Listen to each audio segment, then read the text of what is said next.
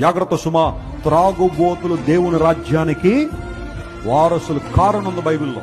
ఇక నువ్వు వేరే రకరకాల ఎక్స్ప్లెనేషన్ అక్కర్లే. నేను కొంచెం తాగుతానండి, అప్పుడప్పుడు తాగుతానండి, మా భార్య తిప్పినోడు తాగుతానండి, లేదా మా భర్త కొడితే తాగుతానండి. వద్దు, ఇంకా అలాంటి ఎక్స్ప్లెనేషన్ వద్దు, మానే అంతే.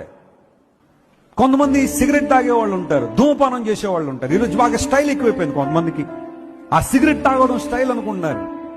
కొన్ని కాస్మోపాలిటన్ సిటీస్ లో స్త్రీలు కూడా ఇదేదో ఫ్యాషన్ లా మొదలు పెట్టే రోజు సిగరెట్లు తాగడం.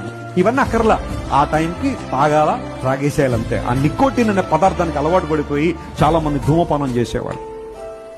ఒక్క సిగరెట్ ఒక మనిషి యొక్క ఆయుష్ను 10 నిమిషాలు తగ్గిస్తుందట.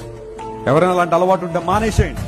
నేను కేవలం అది గురించే కాదు, కొంతమంది ఫాస్ట్ ఫుడ్లకు అలవాటు పడిన వాళ్ళు ఉంటారు, అవి కూడా ఆరోగ్యాన్ని పాడు చేస్తాయి. ఒక ధూమపానం ఎలాంటిదో ఫాస్ట్ ఫుడ్లు కూడా అలాంటి. సాయంకాలం అయిపోయేసరికి ఆ పానీపూరి పడిపోవాలంతే, టమాటా బజ్జీలు, ఆ తర్వాత చాలా స్పైసీగా ఉండే ఆ కారంతో ఉండే ఆ పదార్థాలు, నూడిల్స్, బిర్యానీలు, ఏదో ఎప్పుడో ఒకసారి వారానికి ఒకసారో 10 రోజులకు ఒకసారో తినడం తప్పు అని అంటలేదు. కానీ రోజే లేనిపోయిన రోగాలను తెచ్చిపెట్టుకోకండి అనవసరం.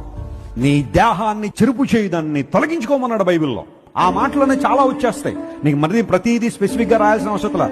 ఒక పొడి తినచ్చా లేదా, ముక్కు పొడి పీల్చచ్చా లేదా, ఎన్ని అక్కర్లా నీకు. ఇంకా